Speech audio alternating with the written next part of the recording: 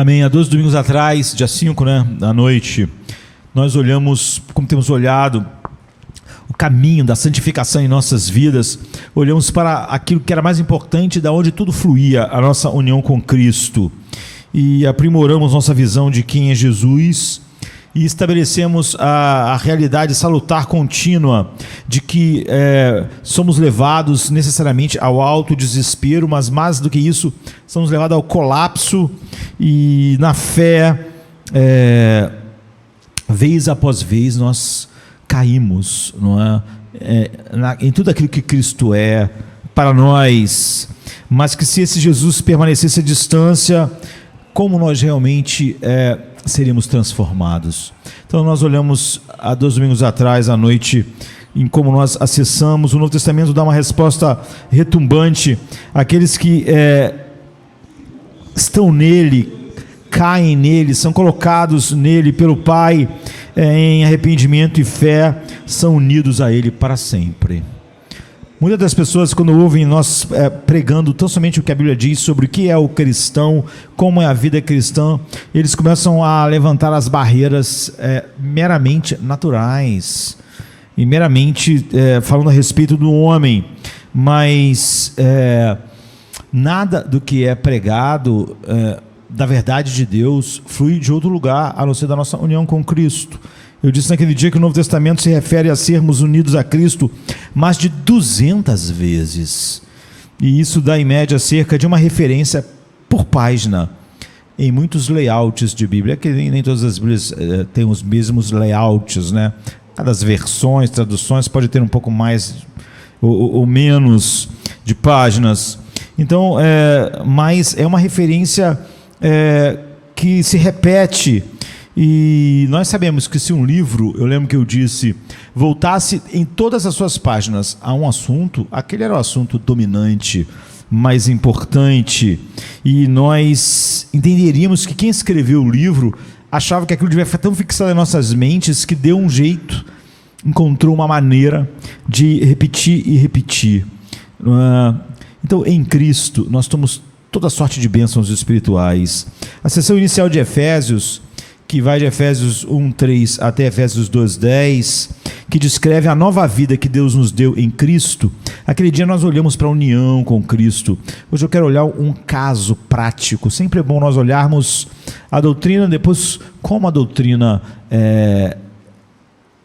funciona na nossa vida, para nós vermos se realmente o nosso crer na doutrina é um crer intelectual ou realmente nós tivemos ouvidos para ouvir e o Espírito Santo ensinou aos nossos corações.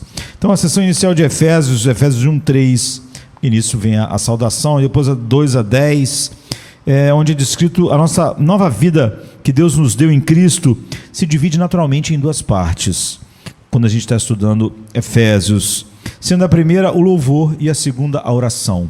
Hoje à noite eu gostaria de falar sobre louvor e oração a respeito da adoração, mas sei que não vai ser possível falar sobre as 2 coisas, mas elas estão muito ligadas. Aqui, então, ele divide assim, o apóstolo Paulo fala sobre louvor e a segunda sobre oração, e no trecho dedicado ao louvor, Paulo bendiz a Deus por ele ter nos abençoado com todas as bênçãos espirituais, todas. Mas e nesse caso aqui, olha, o meu caso é único. Todas as bênçãos espirituais, para todas as coisas. Pedro diz, para a vida e piedade.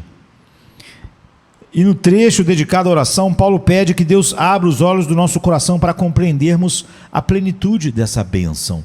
E nós meditamos a respeito disso já nessa sequência.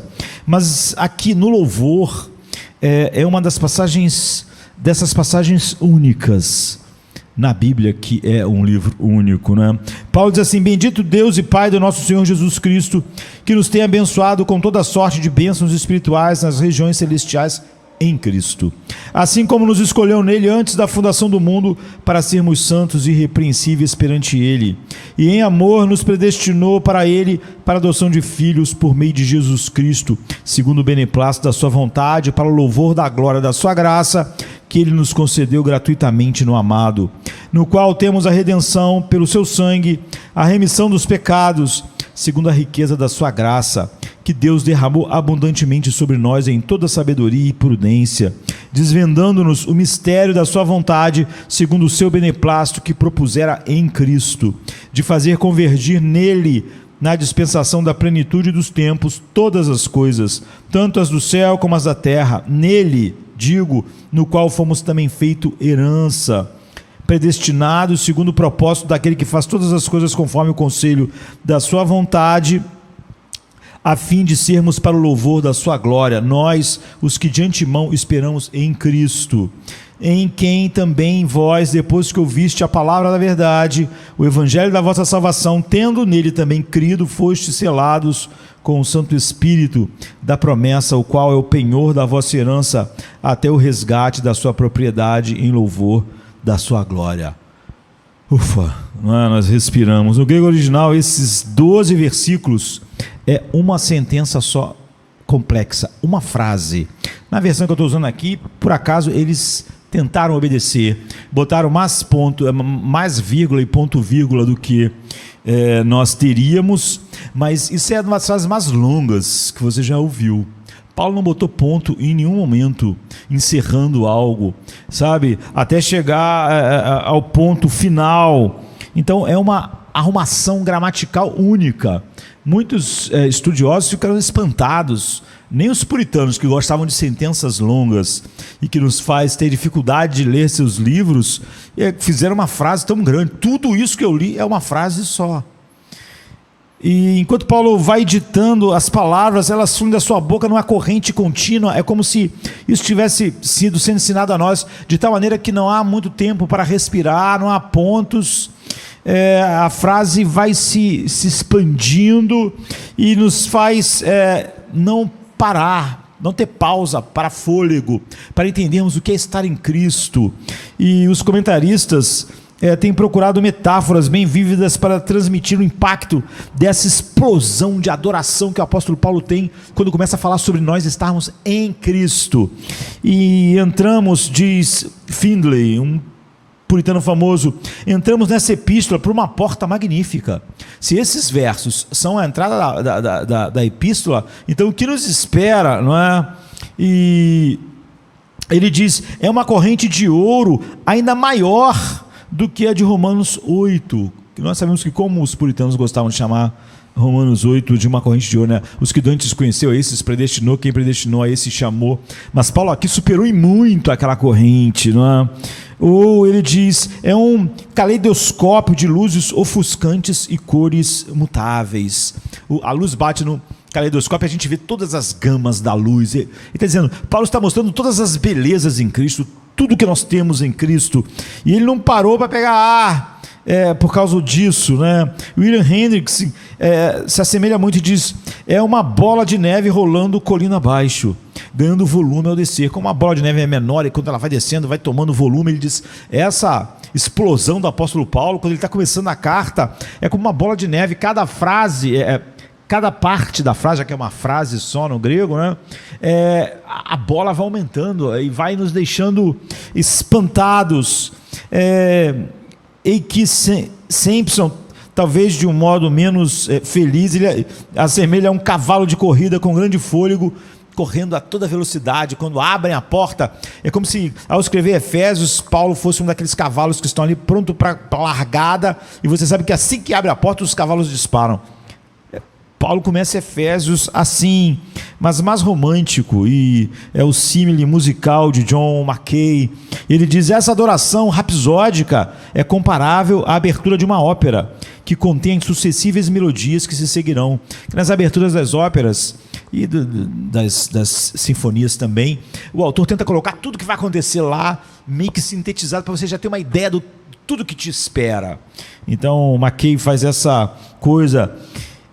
M.T.G. Robinson, ele diz assim, ele sugere que é como um voo preliminar de uma águia subindo e girando em largos círculos, como se por um momento estivesse incerta sobre qual a direção escolher pela sua liberdade tão ilimitada. Ou seja, como a águia domina o ar, ela fica girando, ela está olhando tudo, ela está pensando, eu posso ir para qualquer lugar aqui. puritanos está dizendo, é como se Paulo, essa águia do Evangelho, olhando tudo em Cristo, ele tem tantos lugares para ir, e ele nem sabe por onde começar, ele então derrama sobre nós tudo isso.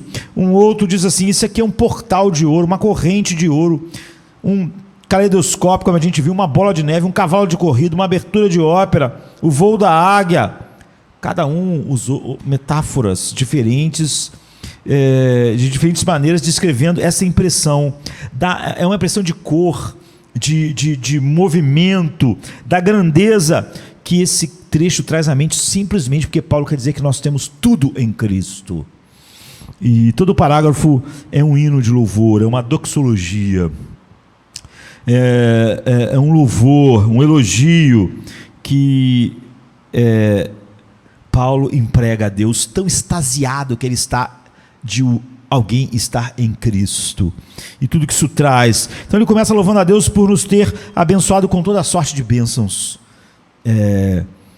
nas regiões celestiais, todas as que nós podemos conceber e as que nós não podemos conceber, que vão estar sobre nós daqui a 1 bilhão de anos, então, estão em Cristo. Mas especificamente ele faz, segundo parece, uma referência deliberada à Trindade. Ele quer dizer que tudo está em Cristo, mas que toda a Trindade trabalha para isso. A origem da bênção, você vê, ele coloca em Deus Pai, o Pai do nosso Senhor Jesus Cristo, que também é nosso Pai, em verso 2. E a esfera da bênção é Deus o Filho. Tudo que o Pai faz é por causa do Filho, ou em Cristo. Você está em Cristo, você tem todo o poder de Deus, toda a sabedoria de Deus, todas as coisas cooperando para o seu bem. Está fora de Cristo, você está debaixo da maldição. E a natureza da bênção é espiritual, e toda a sorte de bênçãos espirituais, frase que é muito rica, né?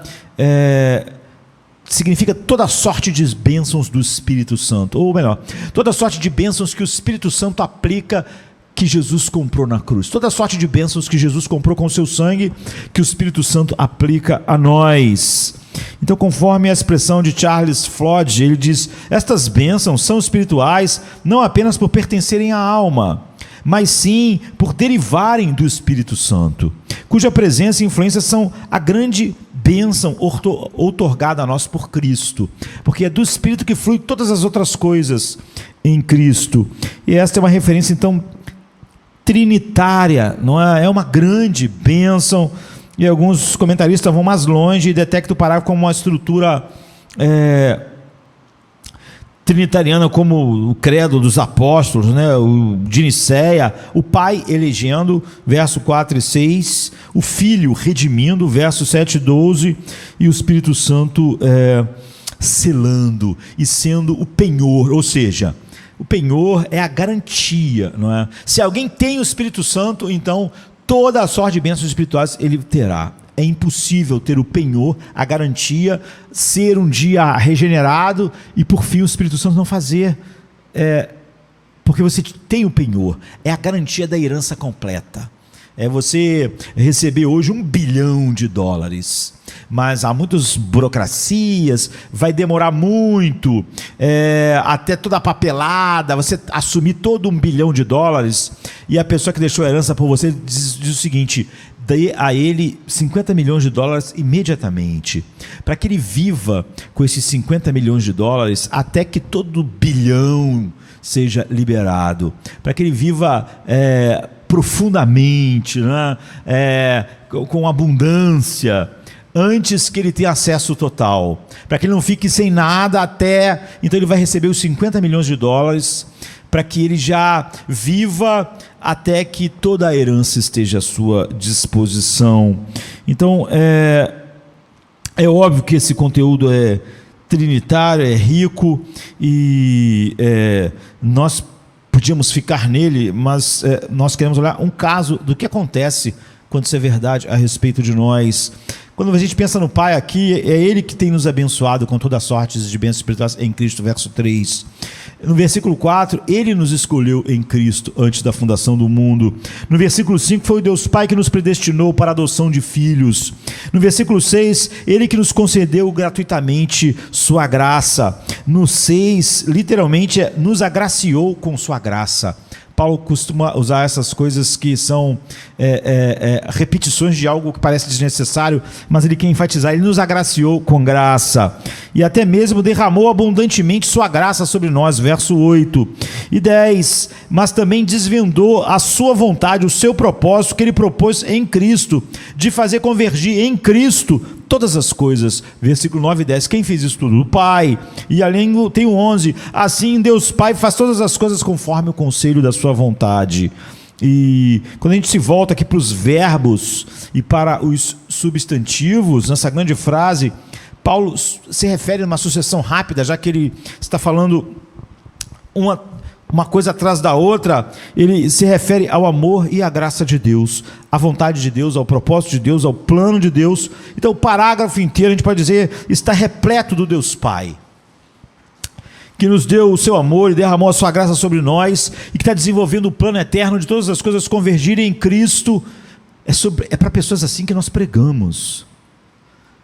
Pessoas que não estão dizendo, eu não tenho recurso. Ninguém, quando fala sobre a verdade do Evangelho, como Paulo vai falar aos Efésios, está falando sobre o que os homens podem fazer, está falando sobre o que o Pai pode fazer.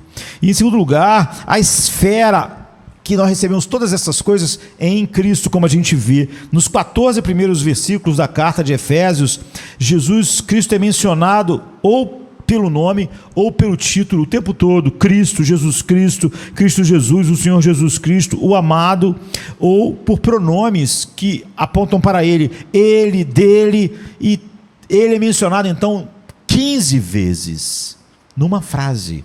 Jesus é mencionado 15 vezes, e a frase em Cristo ou nele ocorre 11 vezes. Então, pensem, já no primeiro verso o apóstolo descreveu os cristãos como santos e fiéis em Cristo Jesus. Por causa disso, agora no restante do parágrafo ele vai desenvolver as implicações de você estar em Cristo. Anteriormente nós estávamos em Adão, e quais foram as consequências? Tremendas. Toda a nossa vida derivou do fato de estarmos em Adão. Nós somos mortos em delitos e pecados, estávamos debaixo da ira de Deus, o príncipe deste mundo nos governava. Só que Cristo é infinitamente maior que Adão, mas muitos hoje diminuem o Evangelho, e estar o pecado, né, em Adão é algo poderoso, molda o homem, mas estar em Cristo, segundo essas pessoas, não molda nada, não é? E agora estamos em Cristo, pertencendo à nova humanidade redimida, e em Cristo que Deus nos abençoou. Mas foi em Cristo que Ele nos escolheu antes da fundação do mundo, e é para ser como Cristo que Ele nos escolheu, versos 3 e 4, e é no amado que Ele nos concedeu a sua graça, de modo que agora nós temos nele a nossa redenção, versículos 6 e 7, e nele, em Cristo, que os primeiros crentes judeus vieram a ser povo de Deus, verso 11 e 12, é nele, em Cristo, que os crentes foram selados como pertencentes a Deus com o Espírito Santo, verso 13 e 14, foi também em Cristo que Deus desvendou o seu plano para unir todas as coisas nele, ou tendo ele como cabeça de todas as coisas no fim, não é? Julgando todas as coisas, ou seja, todo plano de Deus só tem um alvo: Cristo. E anteriormente nós, os gentios, estávamos sem Cristo. É assim que ele descreve: sem Cristo e portanto sem esperança e sem Deus no mundo. Estar fora de Cristo é não ter esperança. Não existe esperança nenhuma no humanismo para nada em nossas vidas, e é estar sem Deus no mundo. Estar nele, então, traz isso para nós. Em terceiro lugar, ele coloca o Espírito Santo, e o Espírito Santo aponta apenas para Cristo. E embora nesse parágrafo ele só seja mencionado o Espírito Santo no verso 13 e 14, a atividade do Espírito Santo é vista do início ao fim desse transbordar de palavras do apóstolo Paulo. E o que Paulo ressalta aqui é que a bênção que Deus nos dá é espiritual, é em Cristo, aplicada pelo Espírito Santo. É as bênçãos que o Espírito Santo aplica a toda a nossa vida. E há um contraste intencional com os dias do Antigo Testamento, quando as bênçãos prometidas não incluíam todas essas coisas, né? Elas eram mais limitadas a este mundo. E talvez o exemplo mais marcante se acha em Deuteronômio 28, de 1 a 14, não é? Onde você vê essa bênção.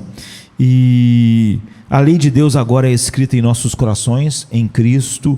Um conhecimento pessoal de Deus é dado a nós, já que Ele é o caminho para Deus, como nosso Pai. E Paulo vai colocando todas essas coisas. E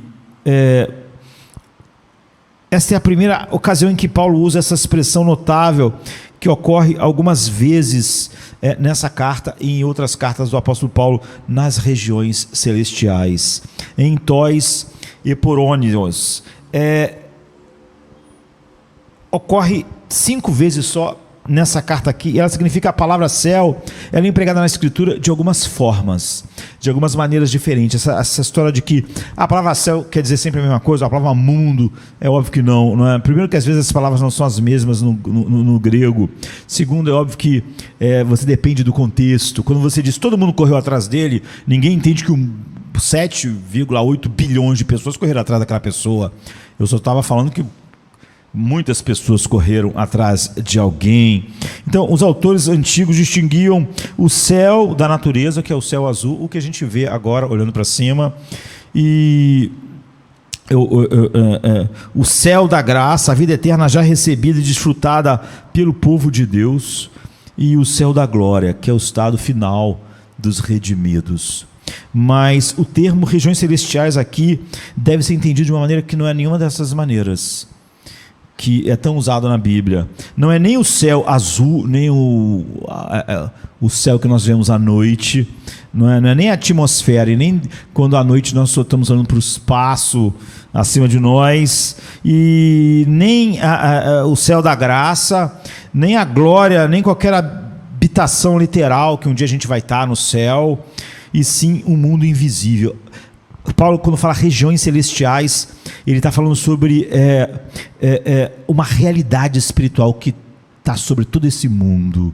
A gente só vê uma realidade, mas há potestades, há principados trabalhando nas regiões celestiais, ou seja, de maneira invisível aqui. Tanto potestades todas subordinadas a Cristo, mas tanto potestades caídas, quanto potestades e principados não caídos. E os 5 usos da expressão em Efésios indicam que celestiais são essa esfera em que as potestades continuam a operar, tanto Satanás quanto os anjos. Efésios 3:10, 6:12, essa esfera em que Cristo reina supremo e o seu povo reina com ele. Nós reinamos com ele nas regiões celestiais.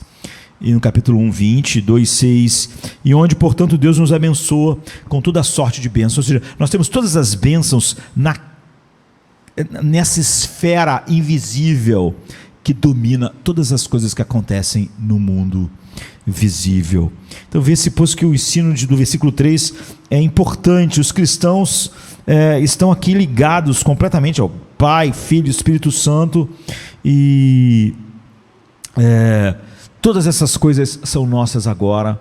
Todo esse trabalho tremendo da Trindade em Cristo. Então, todas as bênçãos do Espírito Santo nos é dada pelo Pai em Cristo Jesus. Seria um bom resumo disso aqui. Nenhuma bênção nos é negada. E Harry Green diz assim: naturalmente ainda temos de crescer para a maturidade em Cristo, sermos transformados na sua imagem e explorarmos todas essas riquezas. Mas nós temos todas essas riquezas agora nas regiões celestiais, não é lá no céu, é agora no tudo que domina, que faz o mundo caído ser como é, e que faz o mundo dos redimidos ser o que é, e aquilo que está por cima de tudo finalmente, que é Cristo. Então, naturalmente, Deus pode nos outorgar muitas outras experiências mais profundas e mais ricas, mas nós já temos todas elas, não para o embate simplesmente na vida e no que acontece aqui, no que nós vemos, mas em toda a batalha, em toda a luta espiritual. E nós vimos naquele dia como, estando em Cristo, nós podemos ter visões erradas. Eu lembro que eu coloquei 4 visões, não é? De como as pessoas entendem errado, como Deus age a partir disso, então, para nos santificar. Eu lembro que a primeira eu chamei de Deus e então eu, a segunda, Deus, não eu, a terceira, Deus mais eu, e a quarta, que é como Deus realmente trabalha, é Deus em mim. E nós gastamos bastante tempo. Agora nós estamos prontos para olhar, depois de relembrarmos, qual o efeito disso? Em Cristo, estar em Cristo. Isso tira todos os argumentos que não saem da Bíblia e que enchem a igreja dos nossos dias. Vem do humanismo secular e de todas as suas vertentes, não é?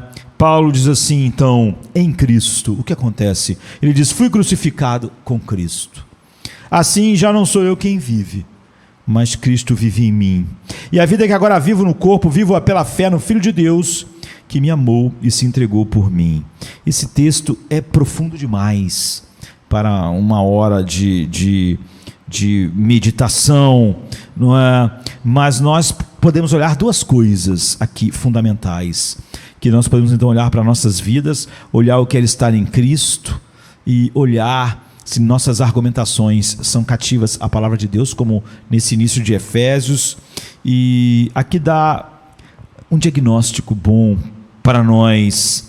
Então você vê, fui crucificado com Cristo, assim já não sou eu quem vive, mas Cristo vive em mim. Estar em Cristo, nós vimos que essa doutrina, ela não é como as outras doutrinas, justificação e todas as outras que vêm, todas as outras coisas fazem parte de estar em Cristo. Essa é a coisa primeira. Estar em Cristo é que garante todas as outras. Esse é o motor central da nova vida, se está em nós. É o que Paulo está dizendo. Eu fui crucificado com Cristo, ou em Cristo, não é? Assim já não sou eu quem vive, mas Cristo vive em mim. E a vida que agora vivo no corpo, vivo pela fé no Filho de Deus, que me amou e se entregou por mim. Então, como eu disse, isso é profundo demais. E nos guia através de muitas coisas, mas nós queremos olhar duas verdades práticas que são extremamente úteis numa época de humanismo secular galopante. Quase tudo que o mundo diz, é óbvio, flui do humanismo secular, mas quase tudo que a igreja dos nossos dias diz também.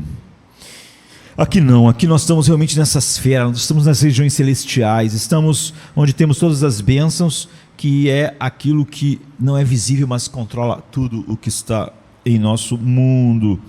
E a gente começa dizendo, eu já chamei a atenção disso aqui uma vez, quantos pronomes pessoais tem nessa declaração do apóstolo Paulo, não é? Pronomes pessoais na primeira pessoa.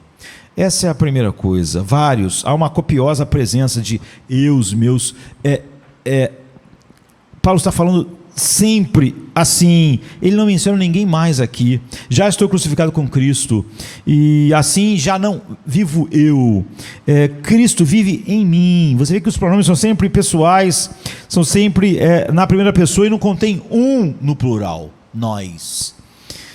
Não menciona mais ninguém, nem uma terceira pessoa é situada, mas que o apóstolo trata aqui nesse verso acerca dele mesmo, dessa realidade da vida interior do apóstolo Paulo, da sua própria morte espiritual em Cristo. Essas são as coisas que nós temos em Cristo. Ele está descrevendo na prática do amor de Cristo por ele. Ele me amou. Você vê, aqui ele não diz ele amou a igreja, ele está dizendo ele me amou, e do grande sacrifício que ele fez, o qual me amou e se entregou por mim. É essa percepção extremamente pessoal, não é? Isso é introdutivo, porque isso aqui é um sinal distintivo de que o evangelho é verdadeiro na sua vida e na minha. É o que faz ressaltar a individualidade da pessoa. O evangelho, mais do que qualquer outra coisa, faz ressaltar a sua individualidade. Nós não somos feitos egoístas pelo evangelho, pelo contrário. O evangelho nos cura exatamente disso, mas com tudo isso, ele manifesta em nós uma identidade mediante a qual nós nos tornamos extremamente conscientes de nós mesmos, e não de todo mundo. Então, quando a gente está no céu, olhando para o céu noturno, antigamente as pessoas não tinham as nossas tecnologias, eles viam nebulosas, eles viam conglomerados, eles pensavam que aquilo tudo era uma coisa caótica, mas depois que começaram a ter instrumentos melhores, começaram a ver que não eram matéria caótica, disforme, não é? E começaram a se identificar estrelas distintas naqueles aglomerados, não é? Havia muitas coisas distintas que você via como um todo, parecia que era uma coisa só ali, uma confusão, mas não, havia coisas distintas. E o que esses grandes telescópios fizeram pela astronomia, o Evangelho faz com os homens quando nos salva. Você é salvo? Então, o Evangelho fez isso com você. Os homens se consideram como fundidos com uma raça, submersos na comunidade. Nossa geração, mais do que todas, nós nos fundimos, e aí nós podemos sempre culpar o todo pelo que nós somos. Nós não somos o que devíamos ser por causa dos nossos pais, nós não somos o que devíamos ser porque o governo não nos deu a educação adequada, nós não somos assim porque a sociedade não nos deu aquilo que devia, nós não somos o que devíamos ser porque a igreja não fez o que devia fazer, nós não somos o que somos porque os irmãos não fizeram por nós o que deviam, nós não somos o que somos porque a igreja não fez, enfim. Nós gostamos de nos absorver na humanidade porque isso tira o foco de nós mesmos, não é? E isso traz para nós racionalizações e tem uma ideia muito confusa acerca das suas obrigações independentes. Quase ninguém está muito perturbado pelas suas obrigações independentes para com Cristo. Quase sempre as pessoas estão falando dos problemas que das obrigações da igreja para com Cristo, da humanidade para com Cristo. O que devia ser o tom nunca é a minha preocupação, como é a minha vida de oração, como é a minha vida para Cristo, como eu testemunho Cristo. Isso quase sempre, quando alguém está falando, não é o que acontece, não é? Mas o Evangelho, como um telescópio, ele te isola e coloca você de frente para você mesmo. Faz com que você veja a tua existência separada da de todo mundo. O Evangelho faz isso. E ele te obriga a meditar em você mesmo. Eu estou crucificado com Cristo. Não mais vivo eu, mas Cristo vive em mim. A vida que eu agora vivo, eu vivo pela fé no Filho de Deus, que se entregou por mim e que me amou. Eu estou constrangido pelo amor de Cristo. O Evangelho te isola, faz você olhar para você, não é? E você enxerga o que? Sua própria salvação pessoal em Cristo, sua condenação pessoal e a sua necessidade pessoal. Não o mundo precisa do Evangelho. Eu lembro que eu tenho uma frase há muitos anos na internet dizendo: se eu pedisse para você orar pela pessoa mais pecaminosa que você conhece, o teu primeiro impulso era orar por si mesmo. Então é isso que o Evangelho faz. Você é colocado diante de você, e isso é algo do qual você não pode escapar. No caminho espaçoso, há muitos viajantes que, se vocês lançarem um olhar sobre ele, o caminho espaçoso do mundo, tiveram um voo de águia sobre ele, hoje pode ser de drone, né? E vai parecer, está cheio de uma multidão que avança em desordem, não é? Mas no caminho estreito que conduz à vida eterna, cada viajante é único, nunca é uma multidão. As multidões sempre acabavam por sair de Jesus, querer algo, gritar amanhã maldito, não é? É um homem no caminho estreito, ele é um homem devidamente identificado. E tendo que ir contra a corrente geral dos tempos, o crente, ele é um indivíduo sobre o qual se pousam os olhos observantes. Se está todo mundo indo numa direção e uma pessoa só está indo em outra, aquilo chama atenção. A multidão toda indo para o mesmo lado não chama a tua atenção. Mas se uma pessoa está andando num sentido contrário, não é? Se todos os carros estão indo para lá e só um contrário, esse carro te chama atenção, porque um carro está indo no sentido oposto. Então você é um indivíduo distinto, tanto para ele mesmo quanto para o resto da sua classe.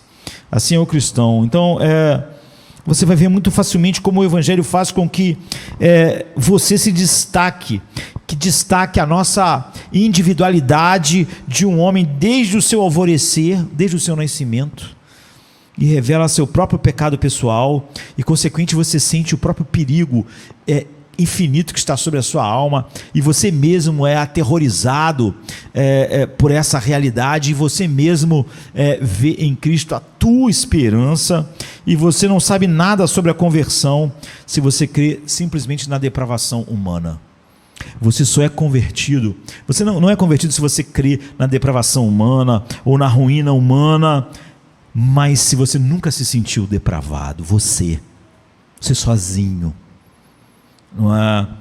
Que você está arruinado, esse mundo está arruinado, a humanidade está arruinada. Você nunca foi regenerado se você não sentiu que você está arruinado. Se você acredita na depravação total do homem, então isso não é nenhum sinal de conversão. O homem que realmente foi regenerado, ele sentiu a sua depravação total. Então, por cima de todas as calamidades gerais da raça que atinge todo mundo, haverá um infortúnio particular, que é seu. Você sabe que é seu. Você sabe que o mundo está coberto de pecados, mas você sabe e você conhece os teus pecados. E se é que o Espírito Santo lhe convenceu do pecado, ele não convence você do pecado do mundo, e convence você do pecado do irmão, e convence você do pecado ele convence você do seu pecado, Você vê, pronomes pessoais da primeira pessoa, e você sentirá como se você realmente é convertido, como se as flechas de Deus, todas as flechas de Deus estivessem apontadas principalmente em todo o mundo para você. Quando tu lê um texto bíblico, tu, em vez de achar que essas flechas estão acertando todo mundo, você sente como essa flecha penetra profundamente na tua alma. É isso que o Evangelho faz, é por isso que cada um é chamado individualmente. Certamente você não sabe nada sobre salvação, a menos que você tenha olhado pessoalmente com seus próprios olhos para Cristo. Se outras pessoas olharam para Cristo, viram Cristo, estão dizendo para você que Ele é maravilhoso, ou você simplesmente acredita mentalmente no que Paulo diz, você não, ele diz: olhai para mim e sejam salvos. Você teve que os teus próprios olhos terem contemplado Cristo, você tem que receber pessoalmente Jesus Cristo nos braços de uma fé que foi colocada pelo Espírito Santo no teu peito, e teu peito tem que ter um amor que constrange. Você é constrangido, não é que a igreja tem que ser constrangida pelo amor de Cristo, você sente que você é constrangido pelo amor de Cristo. Logo, como consequência de uma fé pessoal e individual, o crente goza de uma paz pessoal. Ainda que à volta dele o mundo inteiro estivesse sem paz, e um monte de pessoas sentadas, cristãos à sua volta, que supostamente não tem paz, ele tem paz, é individual. Ele sente que se a terra toda estivesse pegando em armas, ele ainda encontraria descanso em Cristo. Tu és o meu refúgio de geração em geração. Nós cantamos um salmo de Davi, ele diz assim: ainda que o mundo se abale, os montes começam a cair, eu ficarei firme. Você vê, é algo pessoal. Você pode falar dessa paz em outros, mas você não pode comunicar ela a alguém. É só sua paz em Cristo. Ou seja, eu posso falar sobre a paz em Paulo, mas eu não posso comunicar a paz de Cristo no meu coração para os meus filhos, para vocês aí sentados. Ou vocês vão ter isso, ou eu tenho paz em Cristo, mas eu não posso dar essa paz a vocês.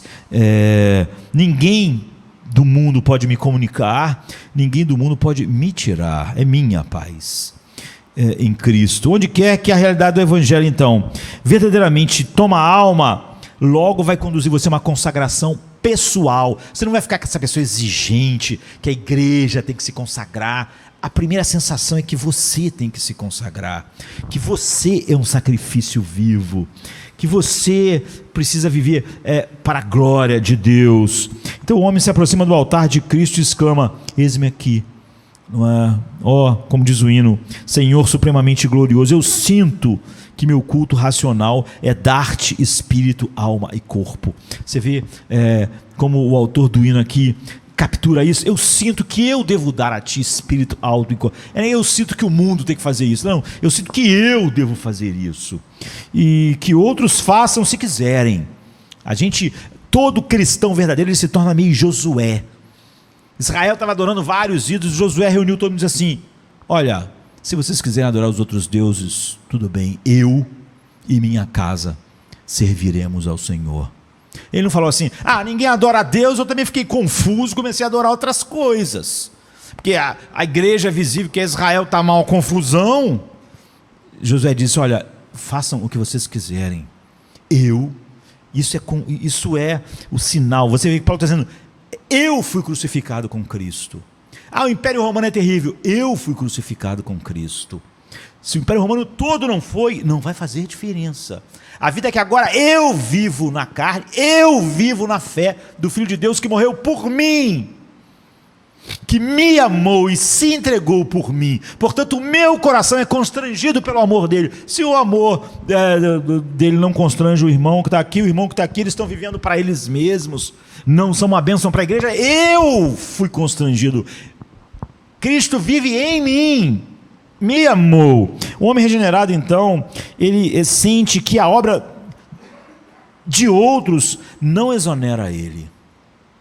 Da mesma maneira que ele não olha, você vê, é algo realmente o que acontece nele, ele não se exonera pelo que todos estão fazendo, ou não diz estar sendo beneficiado pelo que todos estão fazendo. Se todo mundo aqui é uma pessoa de oração Jardim da Luz, mas você não é, isso não vai fazer você dizer: não, pelo menos eu era de uma igreja que orava, uma igreja que tinha muita oração. Você ora? A questão sempre é essa. É um pronome pessoal na primeira pessoa. Eu sou constrangido a uma vida de oração. Você pode ser da igreja dos puritanos reunidos, né, onde só tivesse os maiores puritanos estudando a Bíblia. Isso não adianta nada. Você estuda a Bíblia? Você ama a palavra de Deus? Sempre essa questão. Então você vê que a fraqueza geral da igreja cristã não pode ser desculpa para a sua fraqueza. Sempre que você diz: eu sou fraco porque os irmãos não me ajudam, porque ninguém me visitou, porque eu estou crucificado com Cristo, e a vida que agora eu tenho, eu vivo na fé do Filho de Deus que se entregou por mim. A fraqueza da igreja não é desculpa para a tua fraqueza.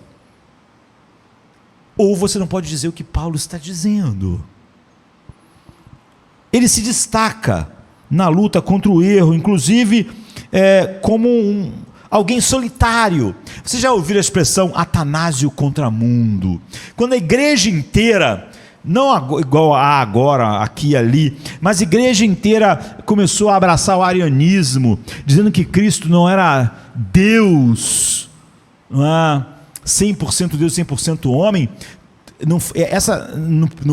Na época não foi uma heresia que ficou em alguns cantos, dominou a igreja, e Atanásio ficou sozinho contra a igreja inteira. Hoje eu sei que as pessoas costumam sempre dizer, se um grande grupo de pessoas, as pessoas sempre juntam grandes com a bênção de Deus, né? Então, quando grandes grupos defendem algo, as pessoas começam a querer ver alguma coisa boa naquilo. Mas a igreja, de maneira geral toda, estava dizendo que Cristo não era Deus. E Atanásio, esse grande pastor, não é? Ele ficou sozinho e ele foi banido várias vezes, 4 ou 5 vezes por causa disso, num pastorado de 40 e poucos, quase 50 anos. E ele ficou nos lugares mais longínquos, às vezes, do Império Romano, banido, por causa da sua luta contínua sobre a divindade de Cristo. E como ele ficou sozinho contra a igreja inteira, e por fim prevaleceu, essa expressão surgiu: Atanásio contra mundo. Os maiores líderes, todas as igrejas, todos lutando numa direção, e Atanásio sozinho e a palavra de Deus. E se você é regenerado, você conhece algo assim. Você nunca está influenciado pelo que a maioria está fazendo, nem para o bem, nem para o mal. Você se coloca como simplesmente parte daquele todo para se exonerar do que Deus te chamou para fazer, e nem para te surfar no que a igreja está fazendo. Então, Atanásio Contramundo, não é? Ele falava, eu Atanásio, sei que Cristo é Deus. Se a igreja inteira está dizendo que não, então as pessoas diziam isso para ele: poxa, Atanásio, seja razoável, você já foi banido várias vezes, você vai ser banido de novo. Ao todo, ele ficou uns 20 e poucos anos banido nos lugares longínquos do Império Romano, do Império Romano. E as pessoas diziam: para com isso, a igreja inteira pensa de um jeito, a igreja inteira está contra você. E Atanásio respondia: se a igreja inteira está contra mim, então diga que eu estou contra a igreja inteira. Então ele virou essa coisa do Atanásio Contramundo. Esse é o evangelho, é algo que Deus fez em mim, não é? Você vai ser como Neemias, que trabalha sozinho para a edificação de Jerusalém, não importa. Ele descobriu que estava pessoalmente perdido, um cristão verdadeiro, e que ele foi pessoalmente salvo. E agora a sua oração é: Senhor, mostra-me o que queres que eu faça.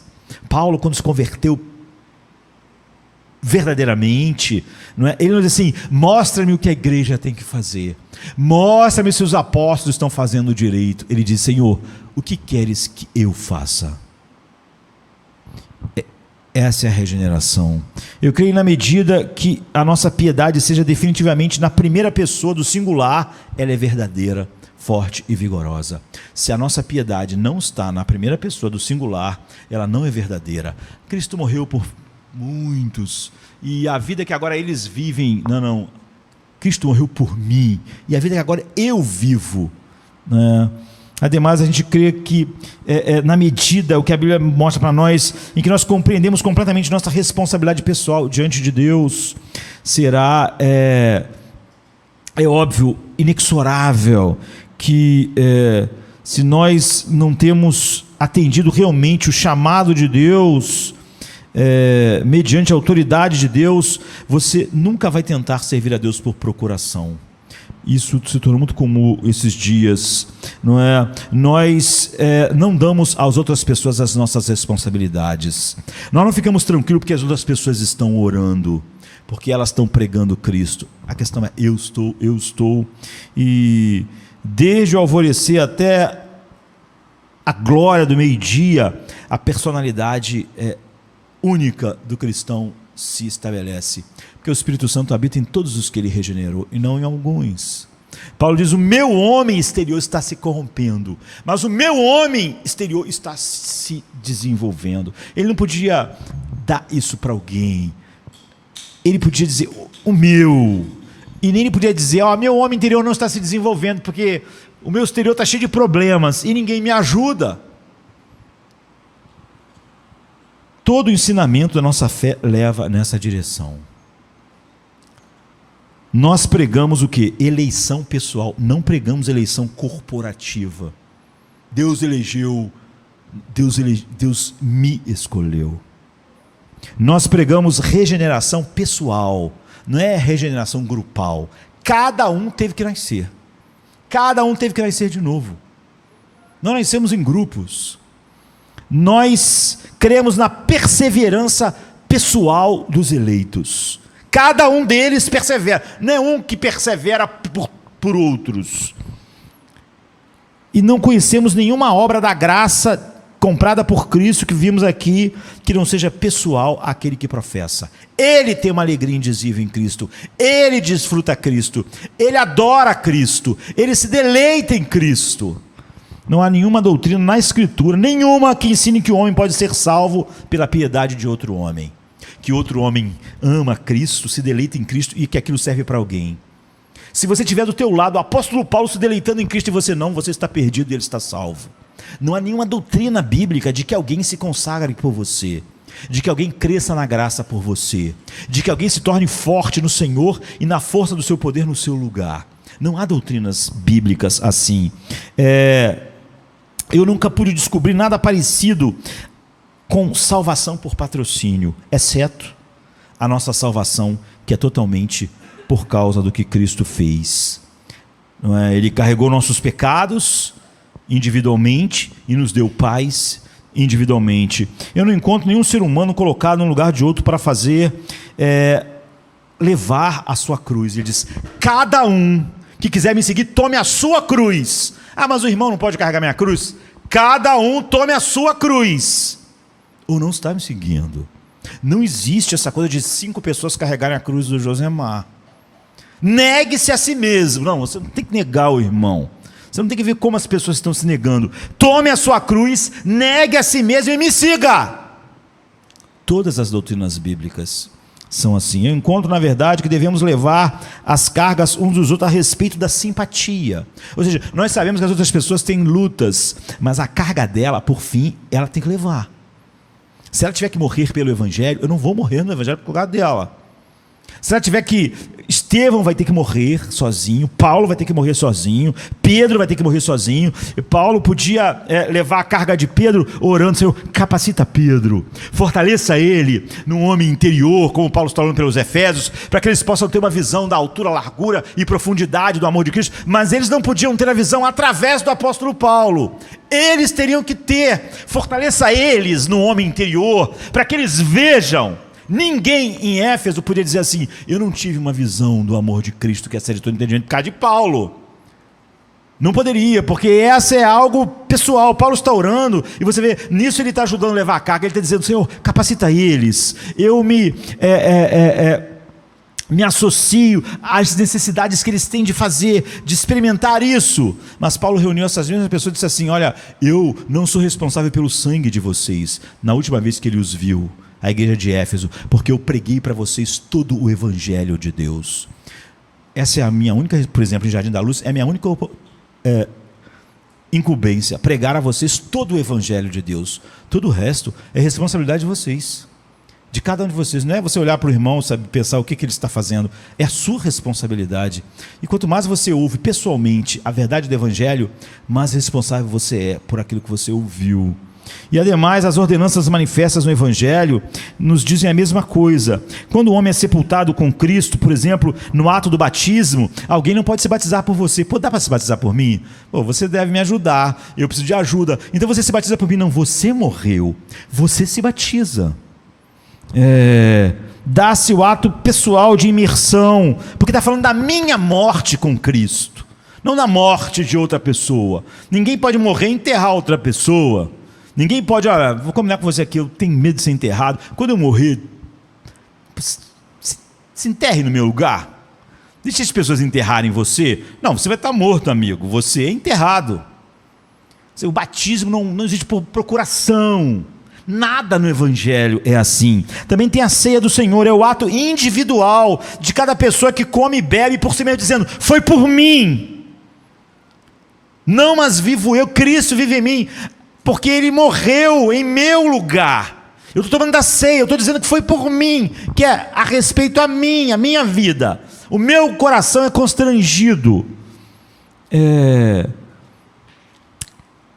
E nada deve destruir jamais o efeito dessa verdade em nossas mentes.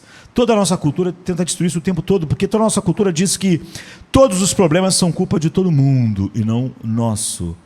Mas o Evangelho destrói essa ideia. É uma verdade tão simples que quando eu anuncio, as pessoas podem perguntar talvez: por que repetir isso com frequência? Porque isso é esquecido o tempo todo. Todo mundo que conta os seus problemas, sua fraqueza espiritual, tem como culpado o cônjuge, tem como culpado o irmão, tem como culpado o mundo, tem como culpado a igreja. Quando membros da igreja, quantos membros se esconde da vigorosa ação da comunidade? A comunidade, por exemplo, em Jardim da Luz, sustenta isso aqui, paga luz, IPTU, todas as coisas. Quantos membros se escoram nisso? A igreja está, que bom, né? Está sustentando aquilo. Ele não ajuda em absolutamente nada. Mas ele conta como se fizesse, por procuração. Agora, por que ele não faz isso com o seu salário? Eu não recebi esse mês, por quê? Porque deram para outra pessoa. Não, isso tem que ser para mim. Agora, obedecer a Deus, alguém pode fazer por mim? Não pode. A igreja vai pregando o Evangelho no seu dia a dia. Você não prega, mas você pensa: mas a igreja está pregando. Não. Você está pregando. Você não pode se esconder atrás do que todos estão fazendo. Paulo estava pregando, Pedro estava pregando, Estevão não podia dizer: eu nem sou apóstolo, sou só diácono. Paulo, nessa época ainda não tinha se convertido, né? Mas Pedro, Tiago, João, eu que sou eu, um diácono, não vou pregar como? Eles estão pregando, eu oro por eles para eles pregarem mais, e eu estou isento. Não, não, não. Você tem que pregar. O que os outros irmãos estão fazendo não conta.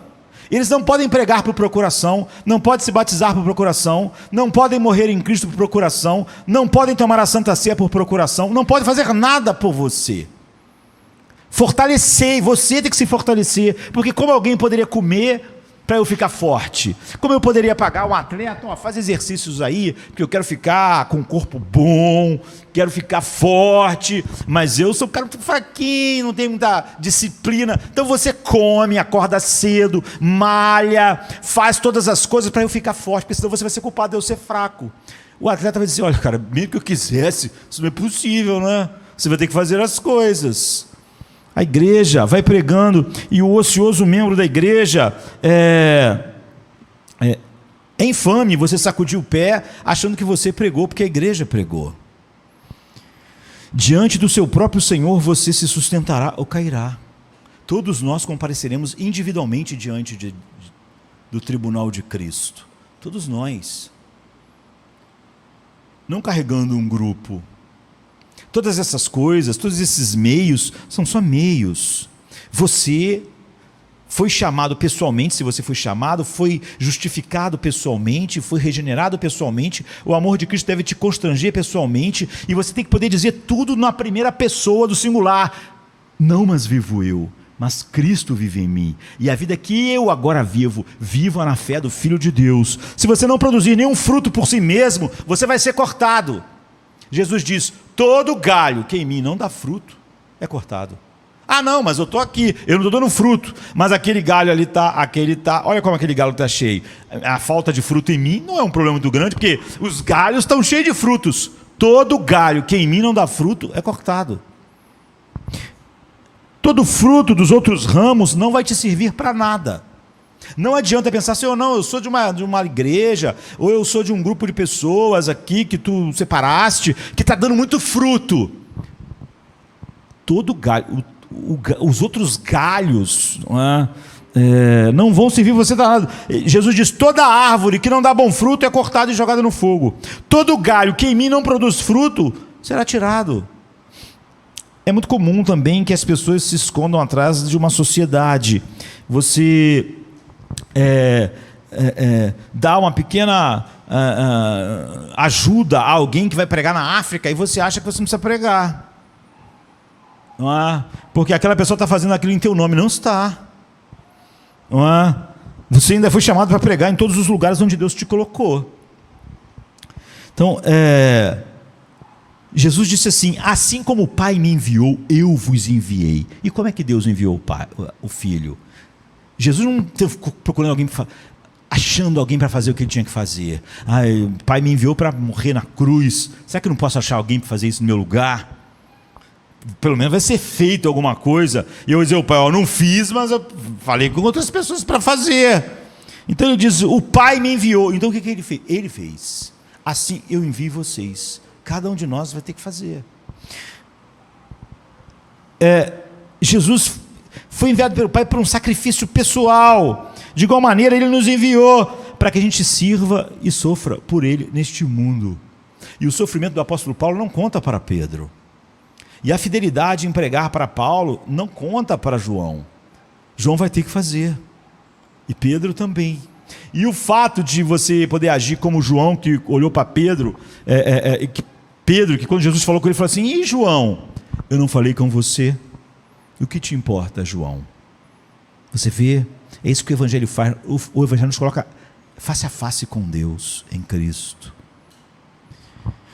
No início, quando nós nascemos, e no fim. Isso, o que os outros fazem, não te liberam. Não é? Se os outros sustentam a causa de Deus, isso não libera você. Se os outros pregam o Evangelho, isso não libera você.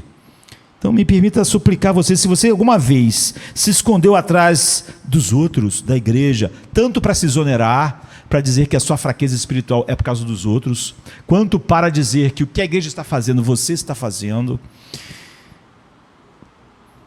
saiba que você vai ter que comparecer diante de Deus com o seu próprio caráter, com sua própria individualidade. Você vai ser avaliado por Deus sozinho. Ele olha para você no final do dia sozinho. Pelo que você sente. Você não sente alegria em Cristo? Você não tem paz em Cristo? Você não tem prazer em Cristo? Não adianta pertencer a uma igreja de pessoas que tenham prazer nele. Deus vai olhar, se você tem prazer em seu filho, deleite em seu filho. Você não adianta de estar no meio de um povo que é habitado pelo Espírito Santo. Você foi selado pelo Espírito Santo. Você está em Cristo. Foi crucificado com Ele. Não vive mais você. Cristo vive em você. Essas são as questões. A pior forma deste mal é quando as pessoas imaginam, por exemplo, piedade familiar. As pessoas têm uma coisa estranha com isso. Às vezes muitas pessoas conversam comigo e elas acreditam numa mentira absurda. Talvez a mais absurda que um homem pode inventar. Se uma ratazana morar num estábulo, ela não vira um cavalo, queridos. Ela pode morar lá a vida inteira, e lá está cheio de cavalos, mas ela não vira um cavalo por causa disso. E o indivíduo, ele deve nascer de novo, ou ele não é filho de Deus. Não importa onde ele vive. Se ele estava o tempo todo, como a ratazana está entre os cavalos. Um indivíduo deve ter uma fé viva no Senhor Jesus Cristo, do contrário, ele não é cristão. O indivíduo, ele nada faz senão escarnecer de Cristo, quando ele assume ter parte naquilo que os cristãos têm, quando ele individualmente não tem parte naquelas coisas. Ele acha que tem isso por associação. Nós conhecemos pessoas que se impressionam com o Evangelho, que não obstante se apegam a falsas esperanças por causa disso, a superstições. E eles têm desculpado dizendo, olha, eu fui educado dessa maneira. Muitas pessoas já disseram para mim, você tem que entender que eu fui criado numa igreja que ensinava isso. E daí? Em que isso te exonera? Não é? Que tipo de desculpa é esse? Eu penso em um homem que, porque sua mãe foi pobre, ele tem a oportunidade de ganhar dinheiro, ele pensa, não, eu não posso. Por que você não pode? Porque mamãe foi pobre. E se mamãe foi pobre, se papai foi criado nessa igreja ouvindo essas coisas erradas, eu tenho que ficar na igreja do papai. Eu não posso dizer que o papai estava errado, então eu tenho que ficar crendo nas coisas que o papai, ou se não creio, mas pelo menos eu tenho que ficar aqui. Eu tenho que fazer essas coisas. Agora, por que ele não diz assim, meu pai era um homem analfabeto, então eu não posso aprender a ler? Por que você não vai aprender a ler? Porque eu tenho que ficar com o papai. Eu tenho que ficar na ignorância dele, porque papai era analfabeto. Agora, por que com Deus a pessoa diz, olha, a verdade é isso, mas papai era cristão assim, papai não entendeu o Evangelho, eu tenho que ficar aqui onde papai ficou. Por quê? Se o meu progenitor fosse cego, eu estou obrigado a jogar meus próprios olhos fora, porque eu tenho que ser como o papai? Se meu progenitor não viu a glória de Cristo, eu não verei a glória de Cristo por causa disso? Eu vou ter que ficar na escuridão que ele viveu e morreu, talvez? Não. Mas se eu contemplei a luz da verdade, Jesus Cristo, eu devo segui-la, quer meus pais, que foram a vida inteira da igreja, tenham visto ou não. Se os pais do apóstolo Paulo, que criaram ele como um fariseu dos fariseus, nunca entenderam o Evangelho, não seria nenhuma desculpa para Paulo dizer, eu tenho que ficar onde papai ficou. É a tradição do papai. Papai pagou para mim estudar com Gamaliel. Papai me fez amar essas coisas. Papai valorizou isso até a morte. Papai, no último dia, morrendo, ele segurou minha blusa e disse, nunca abandone os ensinos de Gamaliel. Não. Paulo diz, eu era cego. Papai também era. Que tragédia. Não é? Você tem que se apresentar diante de Deus, querido, com seus próprios pés. Ninguém vai poder falar o nome de outra pessoa diante de Deus um dia. Ninguém vai poder dizer, olha, Senhor, eu tentei ser fiel, mas o irmão tal não ajudava. O pastor não fez aquilo, a igreja não fez aquilo outro, o mundo era muito mal. Levante seus olhos para a cruz. Quando ele disse, mantenha os olhos fixos, eu não posso manter os olhos fixos em Cristo por você. Quando Paulo diz, fortalecei-vos no Senhor e na força do seu poder, eu não posso me fortalecer por você. Se você é fraco no dia mau, isso é totalmente algo a teu respeito, não a meu respeito. O meu respeito era botar diante de você comida, verdade. Agora, Paulo, quando reuniu os anciãos de Éfeso, disse assim, eu não sou responsável pelo sangue de vocês. Por quê? Porque eu fiquei na casa de vocês o tempo todo. Não, porque eu ensinei toda a verdade de Deus a vocês. Vocês são responsáveis por toda a verdade que ouviram. Eu não sou responsável pela verdade que vocês ouviram. Todos nós nascemos sozinhos. Viemos a esse mundo como tristes peregrinos. Vamos percorrer essa senda e vamos morrer sozinhos, queridos. Se você não for forte no Senhor, ninguém vai estar morrendo com você. Se você não encontrar uma paz com Deus que ensine você a viver e a morrer, então você não vai poder viver e morrer com Cristo. Ninguém pode fazer isso. Em grande medida, nós vamos sozinhos pelo mundo. É isso que está em Cristo. Eu estou em Cristo. Pois todos os nossos companheiros são apenas barcos. Todos nós estamos navegando juntos, mas nós somos como barcos individuais, na mesma direção. Na mesma direção. Mas cada barco está levando a sua pequena bandeira. Se o barco do meu amigo afundar, o meu barco não tem que afundar por causa disso. E nem eu posso dizer no final de que eu não fui com o barco na direção certa, porque eu vi muitos barcos indo na direção errada. Ninguém pode mergulhar na profundidade de nossos corações. Há quartos, alcovas na nossa alma que ninguém pode abrir, a não ser você. Só você sabe os pecados que estão escondidos no seu coração. Ninguém poderá confessá-los. Ninguém poderá admiti-los por você. Temos que morrer sozinhos, queridos. Alguém pode, na hora que você estiver morrendo, se você acha isso importante, estar segurando a sua mão. Você vai estar morrendo sozinho. Se Cristo não for suficiente, porque você nunca conseguiu dar um passo sozinho, você vai ter que enfrentar o grande inimigo sozinho. Todos os dias você passa a maior parte do tempo sozinho. E se o evangelho não é suficiente para você sozinho, você está perdido. Não vamos ouvir pisadas de milhares conforme nós entrarmos no rio da morte. Nós vamos entrar sós. Ou Cristo estará conosco, ou nós seremos a pessoa mais miserável e solitária do mundo, enfrentando o pior inimigo. E nós esperamos, depois dessa morte, nos apresentar sozinho diante do tribunal de Deus. Estou coberto com a justiça de Cristo. O amor dele me constrangeu. Vivi para a sua glória. Pode ser na pobreza ou num palácio. Pode ser Paulo em suas cadeias. E pode ser aqueles da casa de César que viviam num palácio. Viveram para Cristo. Se toda essa multidão é condenada e nós estamos em Cristo, nós seremos salvos. Não importa. Se todo mundo aqui tivesse condenado e eu em Cristo, eu estaria salvo. Agora, se todos vocês estiverem em Cristo e eu não estiver, eu vou estar perdido. E o fato de todos vocês estarem em Cristo não vai me ajudar. Cada um de nós será colocado sozinho na balança. Quando nós formos colocados na balança, não vai ser colocado, dá para botar mais gente para dar uma ajudada Você vai sozinho ser colocado na balança. Você vai ter que dar conta de si mesmo diante de Deus. Na ressurreição, cada um receberá o seu corpo, o seu próprio corpo. Haverá uma individualidade, mesmo nesse corpo ressuscitado, a mesma individualidade que havia aqui em corpo, alma e espírito. Se eu sou condenado no final, ninguém pode ser condenado pelo meu espírito. O meu espírito terá que experimentar a condenação. Nenhuma alma poderá entrar nas câmaras do juízo de Deus. A minha alma terá que entrar. Em meu nome, para suportar a angústia sem fim do verme que nunca morre, ninguém. Eu vou ter que experimentar isso sozinho e para sempre. A bendita esperança, se sou salvo, serei em que os meus olhos verão o meu rei. Você vê, os meus olhos verão o meu rei e eu ficarei satisfeito, a Bíblia diz. A destra de Deus, eu tenho delícias perpetuamente. Se outros tiverem, mas eu tiver no inferno, em que isso vai me abençoar?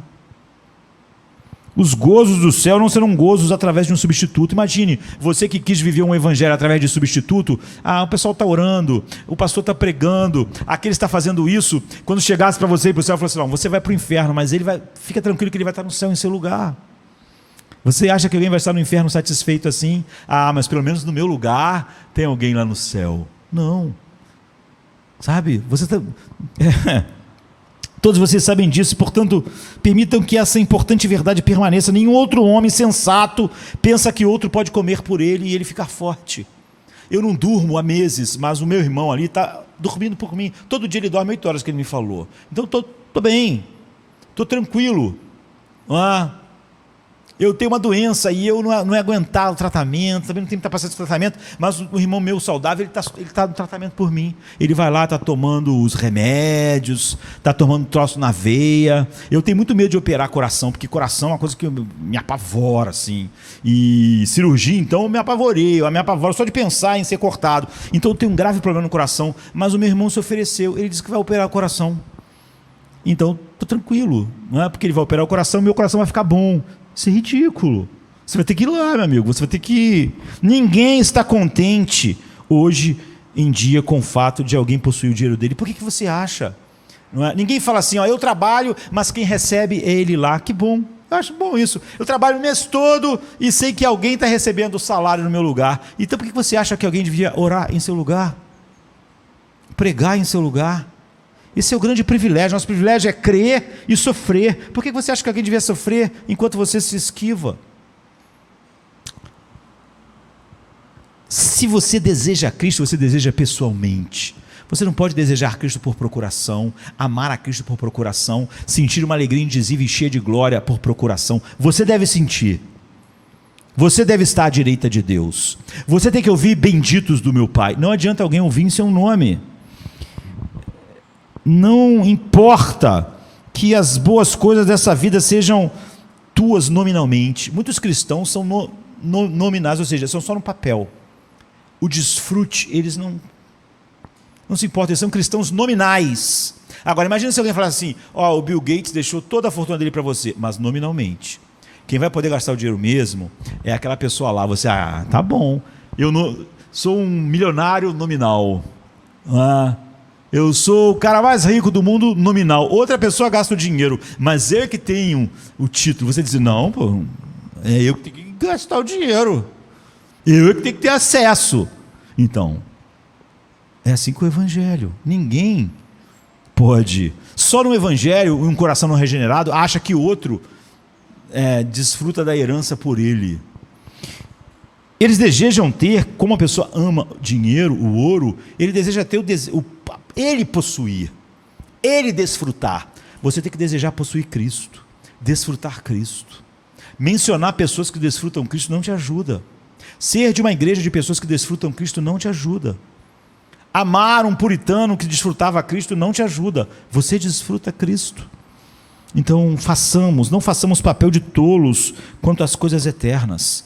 O Evangelho é uma questão de pronomes pessoais, sabe? Sem plural. Eu estou crucificado com Cristo.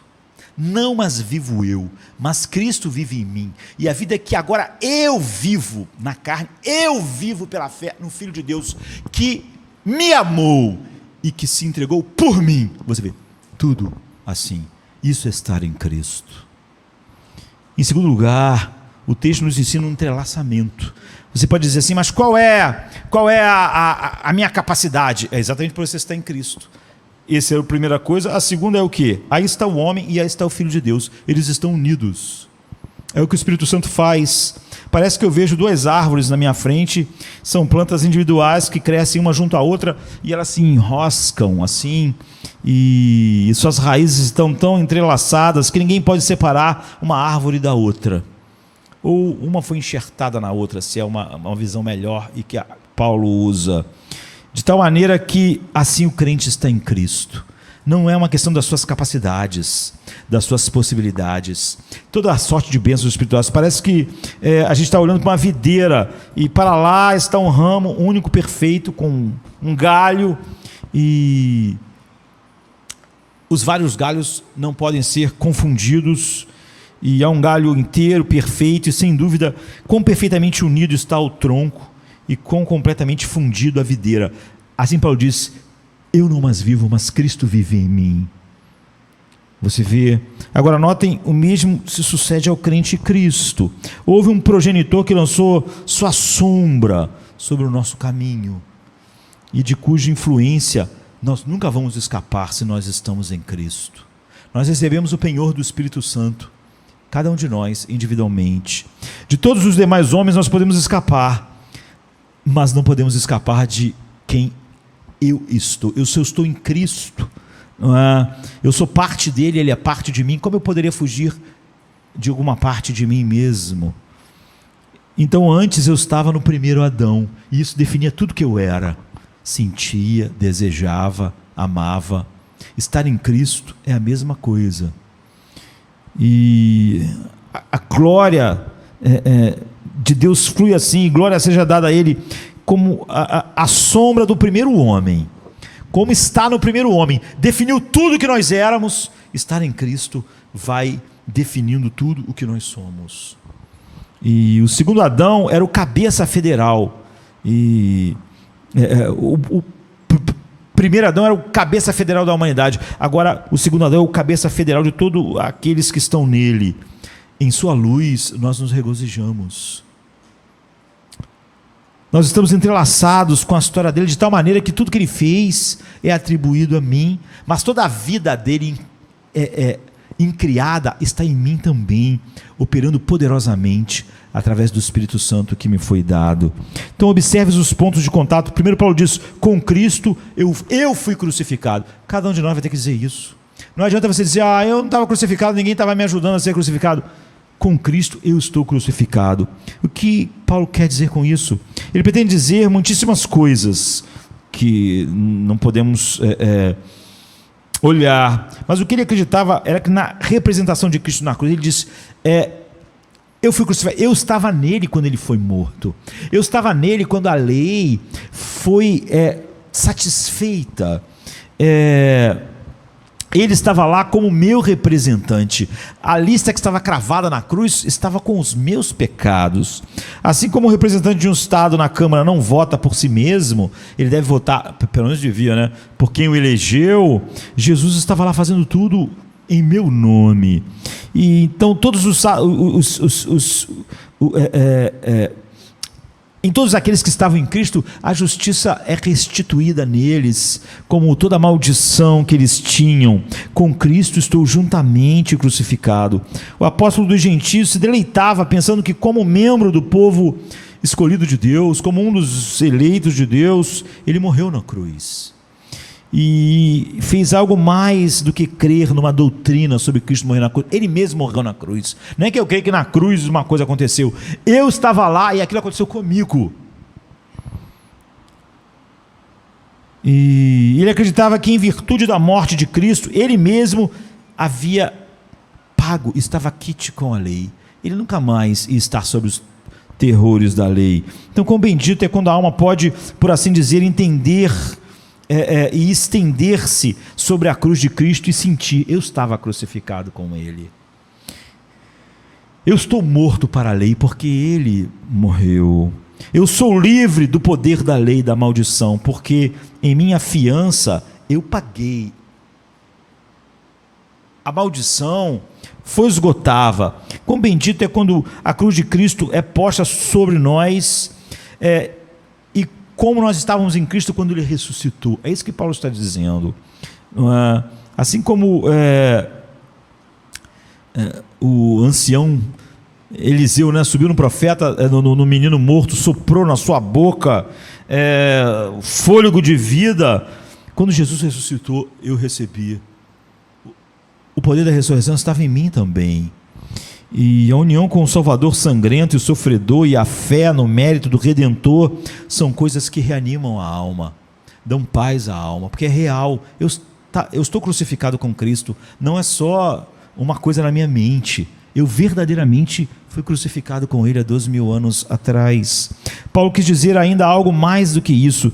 Não somente ele acreditava na morte de Cristo e que ele estava nela, na sua confiança completa, mas que efetivamente ele sentiu o poder da cruz. O poder da cruz na sua vida. A cruz destruía aquilo que ele foi antes. A cruz crucificação da velha, ele diz, o meu velho homem foi crucificado com Cristo. Se você se concebe como um homem executado, de imediato você percebe que, sendo executado pela lei, a lei não tem uma reclamação adicional, ela te matou, e a lei só podia fazer isso. Você resolve, além disso, que tendo provado uma vez a maldição do pecado pela sentença dada a Cristo, agora você não tem mais sobre o poder da morte, nem sobre o poder do pecado. Assim como Cristo pagou todas essas coisas e se levantou, você se levantou nele. Assim Paulo se via como um criminoso, sobre o qual a sentença da lei já não tinha mais nada a dizer. Não é? Quando ele via os prazeres do pecado, ele dizia, eu não posso desfrutá-los, eu estou morto para o pecado. Quando que ele estava morto? Em Cristo.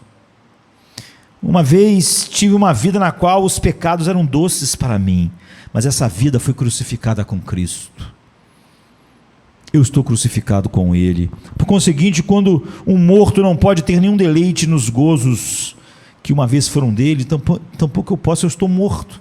O morto pode ter o desfrute de beber um copo d'água, de comer. Então os prazeres de um morto acabaram. Então, os prazeres do meu velho eu foram crucificados com Cristo.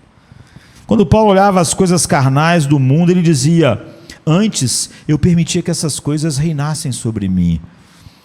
O que comerei, o que beberei, quanto eu ganharei, e o que vestirei, e isso gerava em mim 1000 ansiedades. Essas coisas constituíam uma trindade de perguntas para a minha tentativa de satisfação. O que eu vou comer, o que eu vou beber, quanto eu vou ter? Mas agora elas não têm nenhuma importância para mim, eu morri com Cristo. E eu deixo para Deus as preocupações a respeito dessas coisas, e para mim ficou buscar o seu reino e buscar a sua justiça. Seja qual for a reflexão, qual for o motivo, o desígnio que possam vir à mente de Paulo, e a nossa, nós devemos clamar, longe de mim esteja a me gloriar nisso aí, isso é a cruz, não me glorie nisso, eu estou crucificado com Cristo. Eu não me glorio em mais nada a não ser na cruz.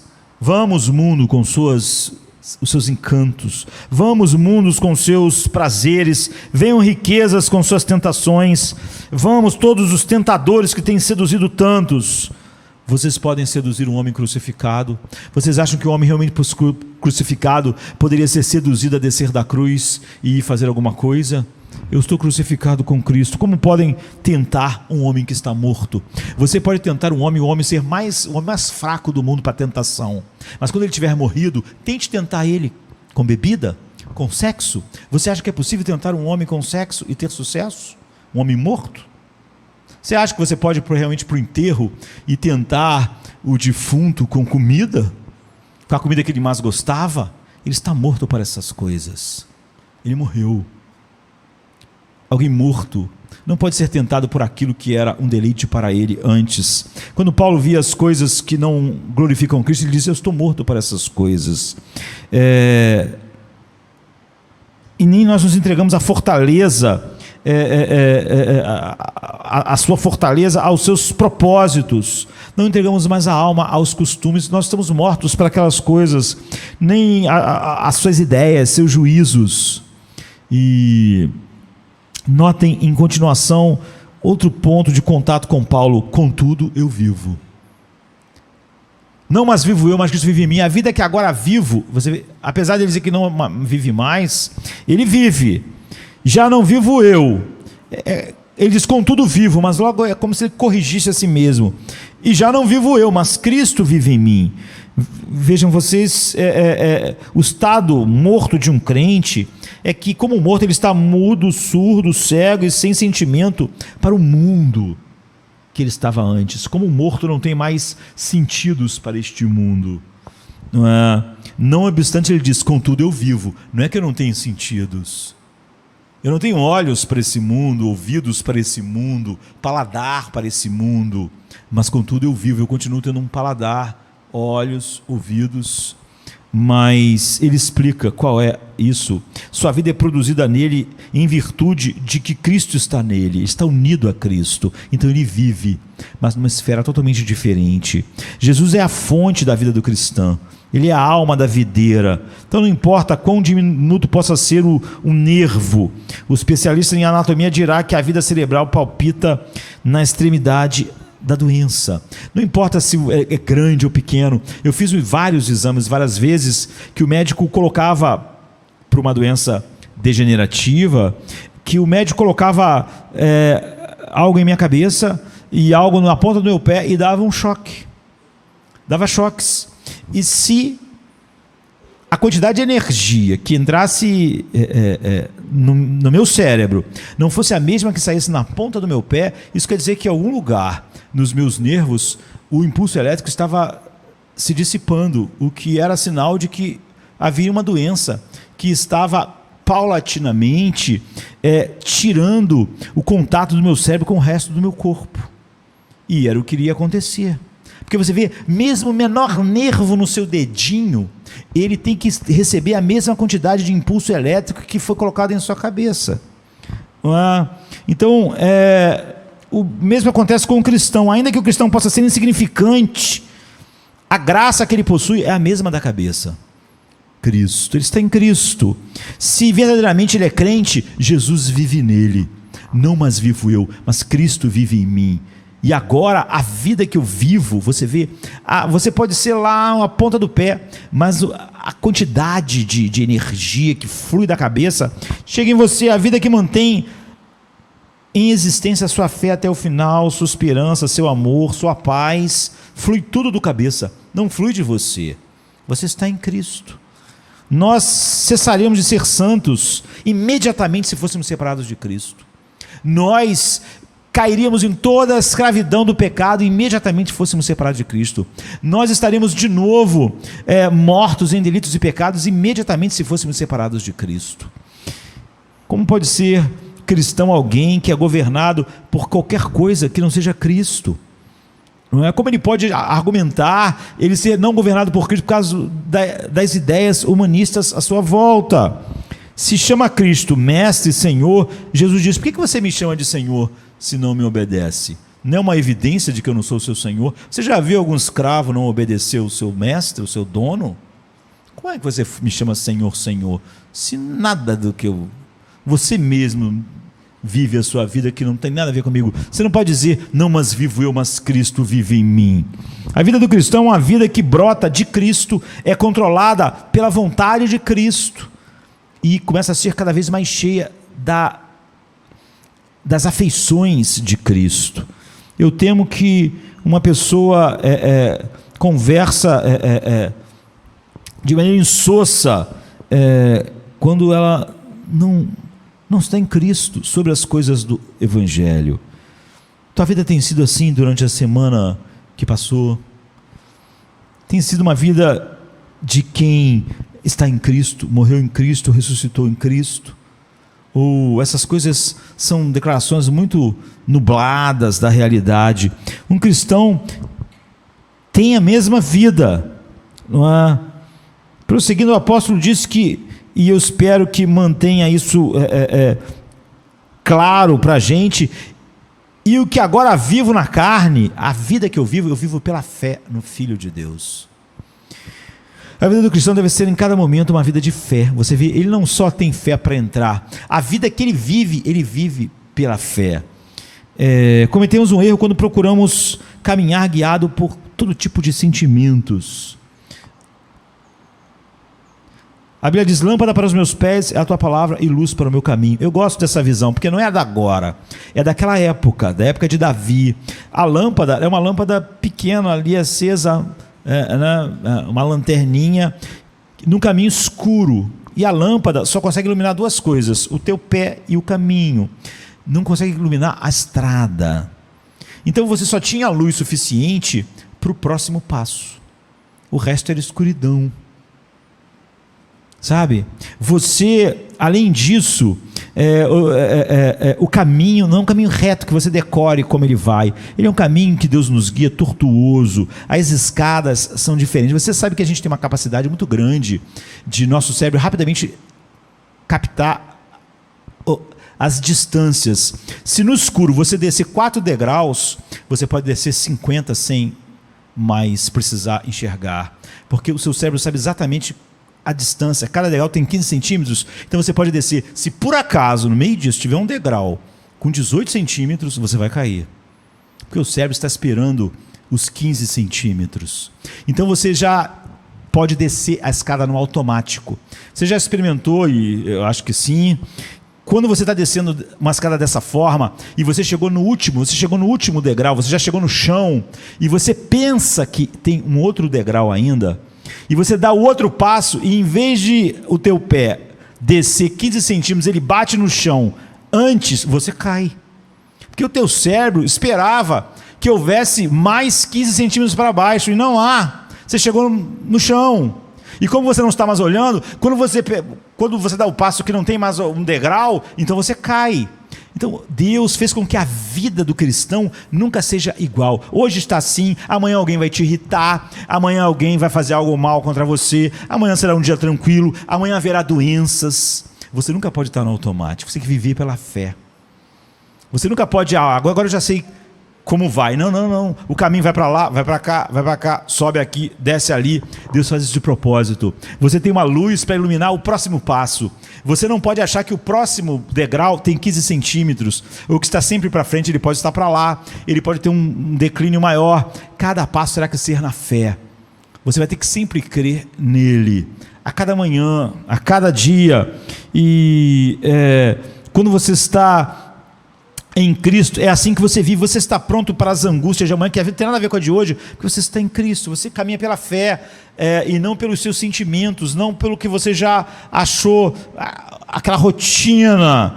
E esse é um pobre quadro, mas fiel, caminhar para frente, crendo em Cristo. E ademais Paulo nota outros pontos de unidade com Cristo, do que é estar em Cristo. Ele disse: Cristo me amou. Ele não amou a igreja simplesmente, ele me amou. Eu sinto o amor de Cristo, é por isso que o amor dele me constrange. Eu sinto que ele me amou, eu experimento o amor de Cristo. Eu não falo de uma maneira geral. O amor de Cristo constrange o meu coração, a minha mente. Ele pressiona a mim, porque eu sei que ele me amou. E bendito seja Deus por isso, né? Porque antes que os montes fossem lançados, antes que o universo fosse criado, o texto que nós lemos em Efésios diz: ele nos amou em Cristo antes da fundação do mundo. Um homem regenerado sabe disso. Você vê, é tudo pessoal, ninguém pode experimentar isso por você. Esse não é um caminho trajado assim. E suas delícias eram com os filhos dos homens, a Bíblia diz. Em seu livro estavam escritas todas aquelas coisas que foram formadas, sem faltar nenhuma delas. Então, o cristão verdadeiro, ele se sujeita à preciosa verdade de que Cristo o amou eternamente, e o Pai o escolheu em Cristo, e que o Espírito Santo habita nele. Isso tudo constrange ele, isso tudo guia ele. Você vê, ele nunca vai dizer: mas as pessoas não estão amando Cristo. Cristo me amou. O amor de Cristo me constrange. Se ele não constrange esse, não constrange esse, não constrange aquele, isso não é nenhuma razão para mim viver como se não amasse, porque ele me amou. Meu coração está constrangido. Se o de todo mundo não está, isso não muda o fato de que ele me amou. Eu sei disso. Eu sei em quem tem crido. Eu estou certo. Você vê como é tanto eu aqui? Observem o que segue. Ele entregou a si mesmo por mim. E eu acho isso maravilhoso, essa apreensão. Ele não deu tudo por mim. Não é o que Paulo disse. Isso é incrível. Se você dissesse assim: olha, essa pessoa deu tudo por você, tudo, isso já é uma coisa incrível demais. Se essa pessoa é Deus, isso é mais incrível ainda. Ele deu tudo por mim. Mas não é isso que Paulo diz. Ele diz que quando você realmente está em Cristo, você sabe algo. Ele se entregou por mim. Ele não entregou tudo o que ele tinha, não entregou toda a sua glória, não entregou o céu. Ele se entregou. Ele não entregou coisas, ele não entregou o seu reino, o seu universo, ele não entregou os mundos. Ele se entregou por mim. Ele não deixou de lado simplesmente a sua glória, seu esplendor, mas ele entregou a sua pessoa. Se você é um herdeiro do céu, meu Deus, que pressão de amor isso é sobre o nosso coração. Ele mesmo se entregou. Ele não entregou o seu trono no céu, ele não entregou as cortes, ele entregou ele mesmo, havendo se entregado uma vez por você sobre o madeiro para quitar o seu pecado. Sua vida, sua coroa, seu gozo, sua porção, seu tudo está nele. Você descobriu que você é uma personalidade única, uma individualidade, mas essa personalidade está ligada com a pessoa de Cristo. Em Cristo eu tenho toda sorte de bênçãos. Eu mesmo, eu estou crucificado com Cristo. E a vida que eu vivo agora na carne, eu vivo pela fé no Filho de Deus. Não mas vivo eu, Cristo vive em mim, não é? Ele se entregou por mim. Ele me amou. E Paulo encerra, eu não posso falar a última parte por causa do tempo. Ele fala sobre o resultado disso. Isso tem um resultado pessoal, queridos, intransferível para a nossa geração, para a igreja dos nossos dias, para a igreja local, para os irmãos, para os nossos pais, intransferível, não é? Porque quando um homem descobre e se reconhece ligado a Cristo, sua vida é completamente uma vida nova. Ele diz: com Cristo estou juntamente crucificado e já não vivo eu, mas Cristo vive em mim. Crucificado, então morto, crucificado, então a velha vida eliminada. Qualquer vida que um crucificado tinha é destruída na cruz. Ele tem agora uma nova vida, e o mesmo acontece com você. Então a mente carnal, que é inimizade contra Deus, foi condenada à morte e morreu. Paulo, você pode dizer como Paulo: eu morro diariamente. Oxalá a velha natureza estivesse completamente morta, mas ela está completamente subjugada pela nova natureza. É o que está acontecendo e crescendo. Mas a vida que você tem não lhe foi dada senão até que você pode estar predestinado antes da fundação do mundo, mas essa vida só esteve em você na hora que Cristo esteve em você de fato. Não só na mente, no decreto de Deus. Quando está na mente de Deus, isso vai ser um fato e nada pode impedir. Mas você só teve todas essas bênçãos espirituais quando, de fato, no tempo, isso aconteceu.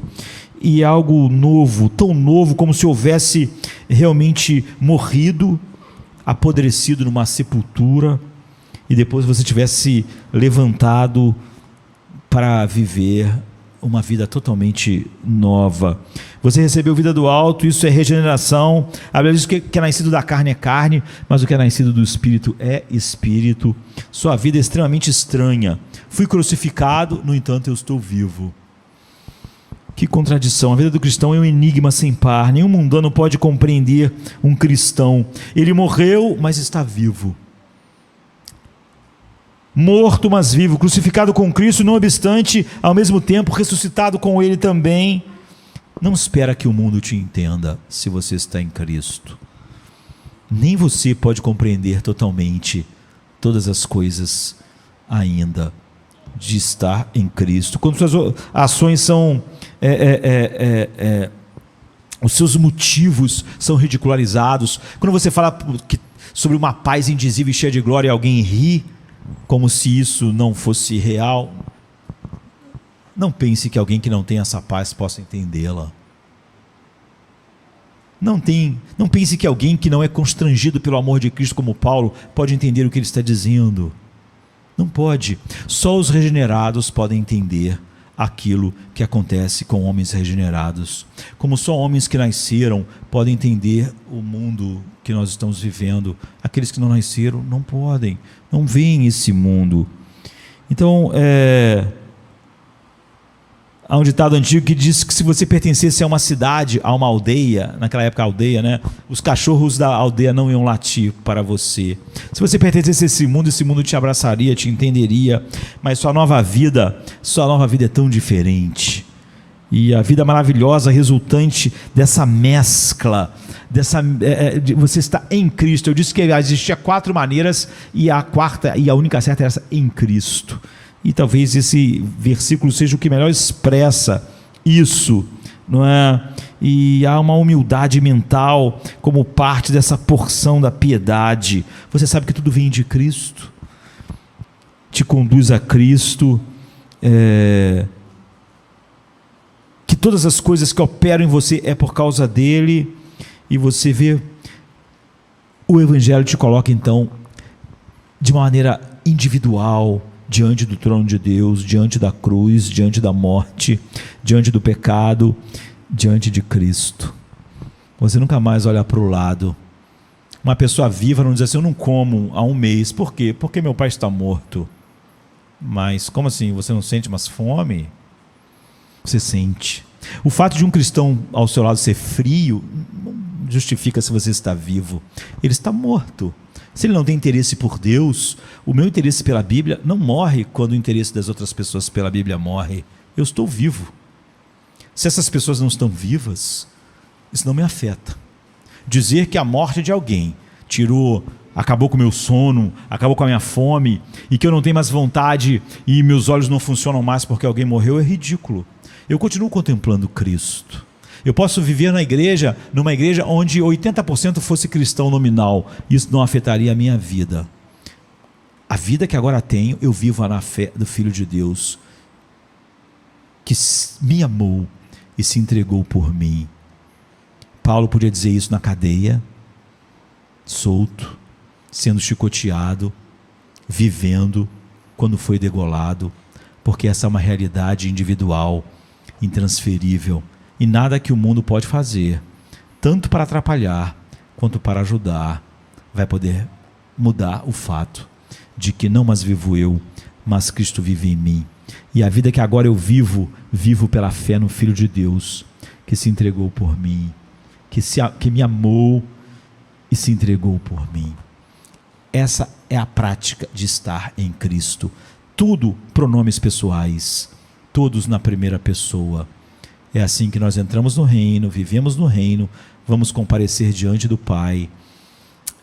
É assim que nós vivemos em Cristo. Vamos ficar de pé.